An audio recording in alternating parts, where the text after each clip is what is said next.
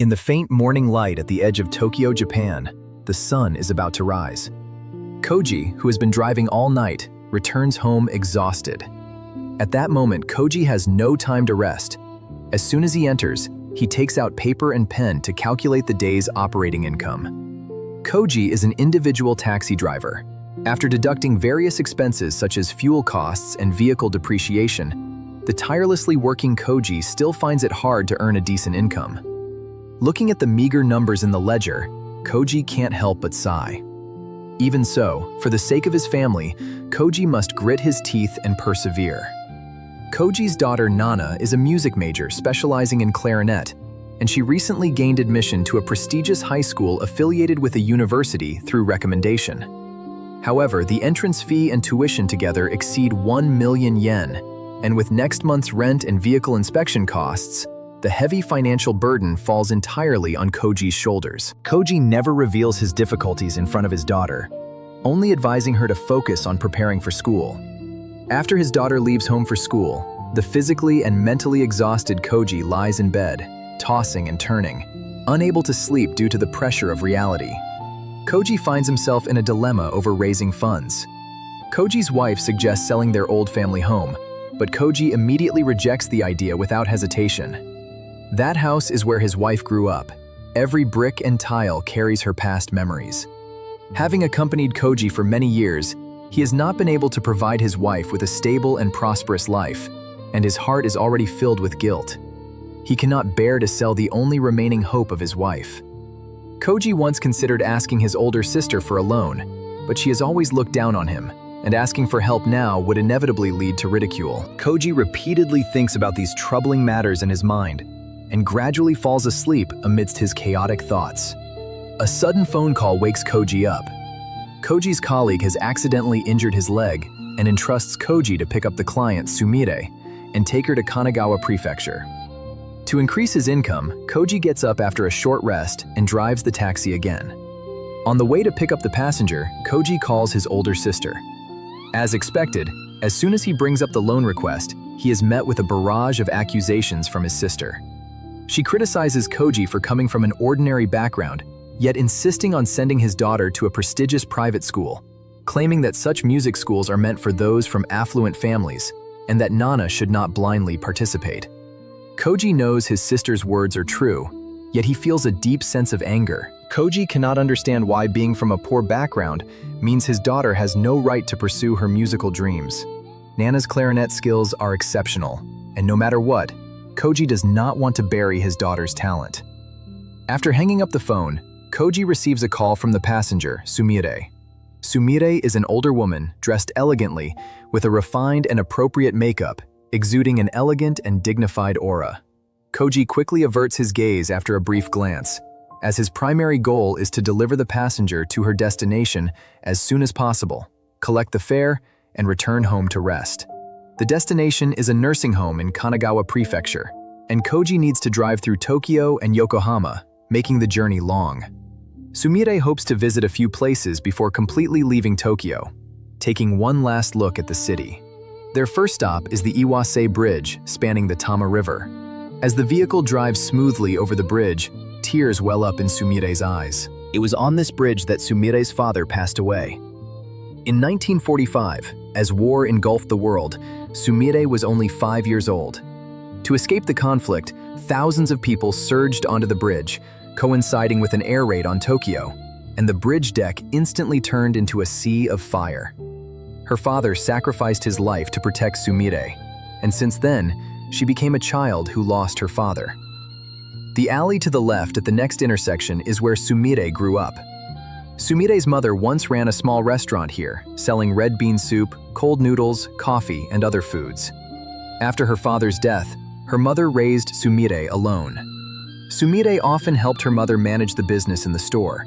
Before turning 20, Sumid met her first love, Kim Young-gi. It was a deeply memorable romance. Kim Young-gi was a second-generation Korean Japanese, handsome, and worked at a factory near Sumid's home. Even now, when recalling Kim Young-gi's appearance, Sumid can't help but smile. Talking about the topic, Sumid asks Cooji about his first love experience. When Cooji first met Sumid, He was reluctant to discuss personal matters, only smiling and shaking his head, falsely claiming that the memories were already blurry. Cooji inquires about the development between the two, and a hint of melancholy crosses Sumire's face. After the Korean War ended, Kim Young-gi resolutely returned to North Korea to support the reconstruction of his homeland. Before leaving, Kim Young-gi left Sumire a precious gift, a child in her womb. However, Kim Young-gi was unaware of the child's existence, and the two never met again. Mentioning her son Yu-chan, Sumire becomes sentimental again. At this moment, Sumire notices the monotonous scenery outside and learns that Cooji plans to enter the highway to shorten the journey and reach the nursing home in Kanagawa as soon as possible. Sumire suggests not to rush, saying that the highway scenery is dull and that they should choose the city roads instead. Elderly people have plenty of time, and Sumire is willing to slow down the pace. Sumire shares many of her own experiences and then inquires about Koji's work situation with concern. Cooji shows a bitter smile, saying he can only maintain a basic livelihood. But being an individual taxi driver also has its advantages. There's no need to obey superior orders, and if he encounters a passenger he doesn't like, he can choose to ignore them. Sumire jokes that it seems she is still somewhat likable, as even after chatting for a long time, Cooji hasn't shown any impatience. Cooji is amused by Sumire's words, but soon regains his composure. Cooji felt that nowadays there are few things in life that go smoothly, mostly just bothersome trivial matters. Sumire sighed lightly and admitted that her life had also gone through many ups and downs. After the birth of Kim Young-gi's child, Sumire helped in her mother's shop while raising her son Yu-chan alone. Later, Sumire met Takeshi. At first, the two got along harmoniously and sweetly. Takeshi would bring gifts for Sumire's mother every time he visited and also cared about Yu-chan's living conditions. Upon hearing this, Cooji mistakenly thought it was a simple love story of ordinary daily life. After driving for a whole morning, both felt hungry. Sumire suggested finding a beautiful place to have tea and continue their conversation. Cooji accompanied Sumire to the park, witnessing the harmonious family scenes around them, which made Sumire feel envious. Sumire wanted to go to the place where she once lived with her son. Time had passed, and the once low houses had been replaced by newly built high-rises. But the pain in Sumire's heart was hard to dissipate with time. Human memories are not all beautiful. In a long life, many unexpected changes will occur. 1969 marked the 5th year of Sumire and Takeshi's marriage. Takeshi, who once promised to treat Yu-chan as his own, underwent a significant change in temperament. Takeshi became increasingly harsh towards Yu-chan, often scolding him and even refusing to cover Yu-chan's school meal expenses. If Sumire questioned him slightly, she would be met with a slap from Takeshi. Like many Japanese women at that time, Sumire did not dare to resist. After marriage, she became a full-time housewife without a fixed job or income, relying on her husband and focusing on household chores. Takeshi bluntly stated that Yu-chan was not his biological child and that he had no obligation to raise someone else's son. Takeshi hoped to have children that belonged to both him and Sumire. Before marriage, Sumire had concerns, fearing that a newborn would cause Takeshi to neglect Yu-chan. So she had always refused her husband's requests over the past 5 years. That night, under Takeshi's mixed pressure, Sumire compromised, filled with fear at Takeshi's attitude towards her son. Sumire believed that if she did not comply, Yu-chan's situation might become even more difficult. In the end, Sumire agreed to travel alone with Takeshi over the weekend to spend time together. The child was temporarily entrusted to Sumire's mother for care. That trip felt dull to Sumire without Yu-chan by her side. After returning to Tokyo, Sumire did not enter her home but hurried to her mother's shop, eager to see her son. Her mother, Nobuko, pulled Sumire aside and asked about the situation. Sumire learned the heartbreaking truth. Takeshi punished Yu-chan with a ruler while Sumire was away from home. Yu-chan concealed this matter out of concern for her mother's feelings until it was discovered by her grandmother, Nobuko. Upon hearing this, tears instantly fell from Sumire's eyes. Sumire tightly embraced Yu-chan, promising never to let such things happen again. Now at 85, Sumire has forgotten many people and events, but the memory of that night remains vivid. Whenever she recalls it, it feels as if it happened just yesterday. After learning of Takeshi's despicable behavior, Sumire sent Yu-chan to her mother's during the day, and upon returning home at night, crushed sleeping pills and quietly added them to her husband's cup of water. Takeshi was completely unaware, still pleased to be able to spend time with his wife undisturbed, entirely oblivious to Sumire heating a pot of oil on the stove. As the drug took effect and Takeshi fell into a deep sleep, Sumire poured the hot oil onto Takeshi's lower body. A chilling scream shattered the silence of the night. Listening to that scream, a wave of satisfaction surged within Sumire. In 1970s Japan, domestic violence did not constitute legal grounds for divorce, and women and children mostly had to endure in silence. If Takeshi had only abused himself, Sumire might have been able to tolerate it. But Takeshi's actions had crossed a line. He had harmed Yu-chan. Thinking of the scars on her son's back, Sumire wished she could tear Takeshi to pieces. Half a century has passed, and even the deepest grudges have gradually faded. Now, Sumire occasionally feels guilty, reflecting on whether her methods at the time were too extreme. In a daze, Sumire seems to see her younger self sitting beside her, smiling and expressing gratitude. The young Sumire thanks her older self for being brave enough to protect both herself and her child, rescuing them from the hands of a demon. Cooji, upon hearing this, couldn't help but feel a surge of emotions. Cooji believes that a happy and harmonious family is the most precious wealth in life. Looking at himself, with a sensible and well-behaved daughter and a gentle and virtuous wife, Cooji has already attained the happiness that many dream of. Taking advantage of the moment when Sumire went to the restroom, Cooji called his wife, advising her not to rush into selling their old family home, emphasizing that it holds beautiful memories for the family. Regarding the tuition issue, Cooji promised his wife that he would definitely find a solution. After sharing many of her own stories, Sumire became curious about this patient listener who bore the pressures of life yet remained kind. Wondering if there were untold stories between Cooji and his wife. When mentioning his first encounter with his wife Kaoru, Cooji appeared somewhat shy. In middle age, the weight of responsibility grows heavier, and reminiscing about the romantic past of his youth made Cooji feel a bit uncomfortable. At Sumire's repeated request, Cooji slowly recounted this experience. Kaoru was Koji's first love. At the high school sports meet, Cooji first saw Kaoru and was deeply attracted by her eyes. Cooji captured that heart-fluttering moment with his camera and gifted the photo to Kaoru. After that, the two went from acquaintances to lovers, ultimately walking hand in hand for a lifetime. Upon hearing this, Sumire was filled with envy for Koji's marriage, praising that Koji's wife must be beautiful and charming. In response to the praise, Cooji said there was no need to mention it too much, as Kaoru was now just an ordinary woman. Before Cooji could finish his words, he was interrupted by Sumire. Sumire stated that one should not be too reserved. If there is love in the heart, it should be expressed openly.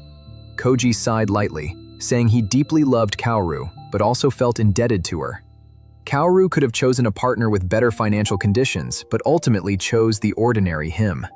Sumire quickly stopped Koji's thoughts. Sumire believed that if Kaoru heard such remarks, it would surely make her sad. In Sumire's view, Kaoru chose to be with him out of deep love for Cooji, and their mutual love was enough, without needing to be overly entangled in other matters. As the vehicle crossed the Tama River, the two officially bid farewell to Tokyo. Looking at the rapidly retreating scenery outside the window, Sumire took a toffee out of her bag and handed it to Cooji. What Sumire said next shocked Cooji greatly. Sumire candidly admitted that during her imprisonment, the thing she missed the most was this sweet taste. Cooji later learned that after that night, Sumire was arrested by the police for attempted murder, a case that caused a huge sensation at the time. Takeshi's injury was special, and the media rushed to report it, creating a storm in the city. On the day of the trial, Sumire refused to let the judge call her by her husband's surname and denied having a motive for murder, claiming she only wanted to teach Takeshi a lesson. At that time, the women's liberation movement was on the rise, and many women's groups outside the court provided support for Sumire. However, in Japan 60 years ago, domestic violence was commonly seen as a normal occurrence, and a wife taking revenge by pouring oil due to domestic abuse was regarded as a crazy act in the eyes of many. In the end, the judge sentenced Sumire to 9 years in prison. No one expected that this elegant and composed elderly woman had a history of imprisonment. Just as Sumire was about to speak, a police siren sounded outside the car. The police car signaled Cooji to pull over. Cooji, focused on listening to Sumire's story, accidentally sped, feeling frustrated in his heart. The family's livelihood depended on Cooji, and even if he wasn't detained, the fine would be enough to trouble him for a long time. Just as Cooji was preparing to accept the punishment, Sumire took the initiative to explain to the traffic police, saying that she had a stent in her heart and suddenly felt unwell, and that Cooji had accelerated out of concern for her safety. Sumire requested the traffic police to show leniency. Seeing the special circumstances, the traffic police allowed them to pass after giving a few reminders. Cooji, who successfully avoided punishment, was grateful for Sumire's help, but also blamed her for casually revealing her personal health condition. Cooji believed that Sumire, being of advanced age, should not have to extricate herself in such a manner. Sumire shook her head, stating that she did not lie. She indeed suffered from heart disease, and the lifespan of her heart stent was only 5 years. However, for 85-year-old Sumire, 5 years was already enough time. At that moment, her daughter Nana called via video, asking about her father's return home time. Upon learning that the vehicle had arrived in Yokohama, Nana playfully requested Cooji to go to a nearby pastry shop to buy cream puffs. Cooji, needing to focus on picking up and dropping off guests, could not make a clear promise. In the back seat, Sumire watched Nana depend on her father and felt a deep sense of emotion. Sumire couldn't help but think how wonderful it would have been if her Yu-chan could have relied on her so carefree back then. But life has no what-ifs. Back then, to protect Yu-chan, Sumire took extreme measures against her husband, thinking she could rescue her son from the nightmare. Little did she know that her imprisonment would subject Yu-chan to the strange gazes of others. In the early days of her imprisonment, her mother often brought Yu-chan to visit Sumire. The young child looked at Sumire through the glass, his eyes filled with fear, grievance, and reluctance. As Yu-chan gradually grew up and entered junior high school, the inner pain transformed into rebellious emotions. Yu-chan resented his mother, who could not hold her head high, and never appeared in the visiting room again. Sumire understood her son's pain and did not expect his forgiveness. She only silently prayed in prison for her son to grow up safely, away from disaster, and live a smooth life. Unexpectedly, Yu-chan had an accident while racing with friends. On the day of Yu-chan's funeral, the prison allowed Sumire to attend, but she chose to refuse. The child she desperately tried to protect ultimately passed away in such a tragic manner, and Sumire could not forgive herself. She had attempted to end her life several times, but due to strict prison supervision, she could not fulfill her wish and could only suffer in despair. Cooji listened to Sumire's cries, unsure of how to comfort her. Children are everything to their parents. Gentle Sumire gave her all for Yu-chan, only to end up in the situation of a parent burying their child. The sun had already set, and the evening glow reflected on the earth, creating a beautiful and gentle scene. If Sumire had chosen to leave this world back then, she would not have been able to witness such beauty. Cooji encouraged Sumire to face life positively, as only by living can life hold infinite possibilities. Sumire agreed with Koji's viewpoint, admitting that it was precisely because she persisted in living that she was able to meet Cooji. The two of them visited several places along the way, originally planning to take Sumire to the nursing home before sunset, but due to delays in their schedule, they still had not arrived by nightfall. The nursing home called to urge them, and Cooji quickly promised to arrive before 8 o'clock. As the sky darkened and they had not yet eaten, Cooji worried that Sumire, being elderly, might not be able to hold up, and he proactively invited her to dine together. Sumire was overjoyed at this. She could hardly remember the last time she had a peaceful meal with someone else. During the meal, Cooji noticed Sumire's elegantly manicured nails and couldn't help but glance at them a few more times. Sumire smiled and recounted her subsequent experiences. After being released from prison, Sumire saw an interview with a female athlete on television whose vibrant nails were full of energy and life. At that moment, Sumire made up her mind to start her life anew. She went to the United States, working while learning the art of nail design. Upon returning to Japan, Sumire opened a nail salon in Tokyo and became a somewhat well-known nail artist in the industry due to her superb skills. Sumire invited Cooji to bring his daughter next time to design a beautiful manicure for her. Cooji smiled and declined, saying that Nana was still a middle school student and not suitable for manicures yet. Cooji's daughter's dream is to join a top European orchestra and become a professional clarinetist. Unfortunately, reality is harsh. Given Koji's family's financial situation, not to mention sending his daughter to Europe for further studies, even traveling domestically is difficult. Sumire quietly listened, silently noting Koji's worries about his daughter's tuition, and a thought gradually became clear. After dinner, Sumire specifically led Cooji to the cake shop designated by Nana, where they bought cream puffs to give to Nana. The two walked side by side on the night streets. Although they had just met, they had already talked from Tokyo all the way to Kanagawa. Cooji learned about Sumire's tumultuous life and understood that she had given everything for her child, struggling in despair. Sumire also understood the burden on Koji's shoulders, realizing his gentle endurance and wholehearted dedication to his family. There were no formalities or distance between them. They felt like old friends who had known each other for a long time. Needing no excessive words, just quietly accompanying each other was enough to feel at ease. Cooji parked the car at the nursing home entrance, and the two were about to part ways. Sumire was reluctant to let this beautiful day come to an end. Outside the nursing home, she requested Cooji to take her to a nearby hotel for accommodation. But Cooji was already exhausted. This order was a last-minute engagement, and he had not slept all night, having driven continuously all day, his energy completely drained and unable to make any detours. Rejected, Sumire could only turn and enter the nursing home with a sense of disappointment.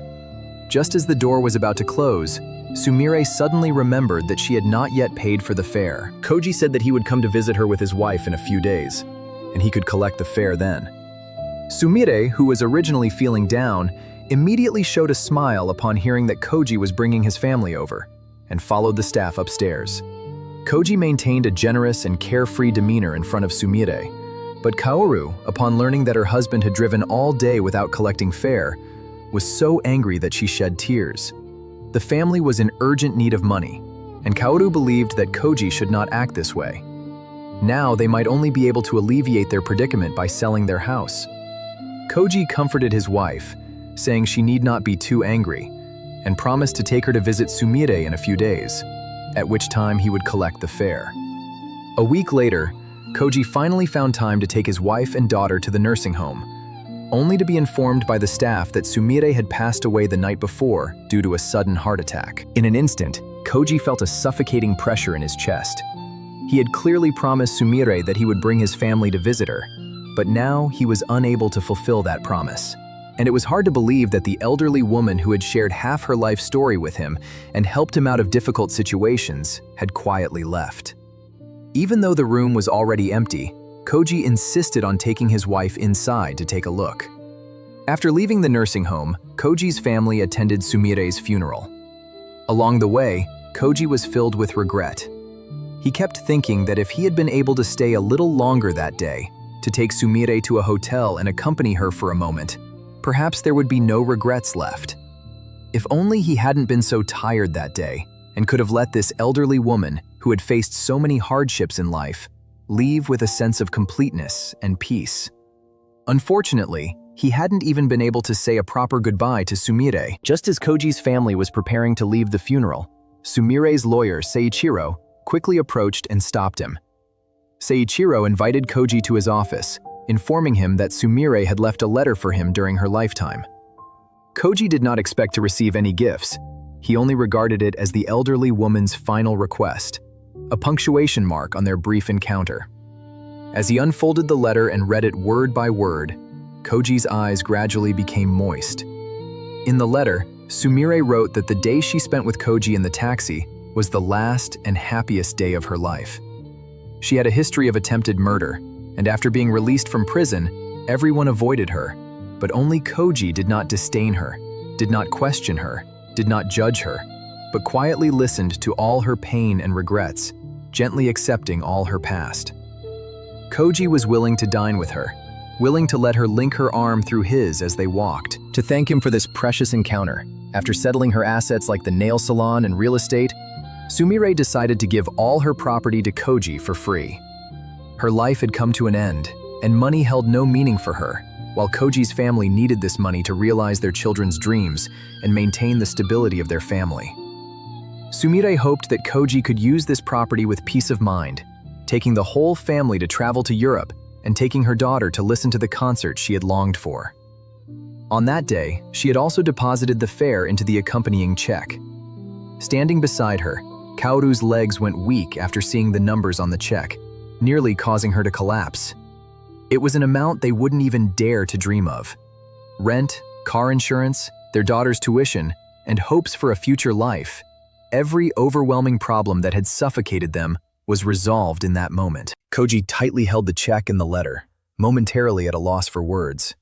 He had never thought that he was merely doing what was right, listening to an elderly person's voice, respecting a past experience, and being kind to a chance encounter with a fellow traveler. Yet fate rewarded this pure kindness in the gentlest way, doubling it back. This kindness was devoid of deceit and self-interest, simply one person's sincere care for another, ultimately earning the heaviest return from another heart. As Koji's family walked out of the office, the night was deep, but Koji's heart was filled with light and warmth.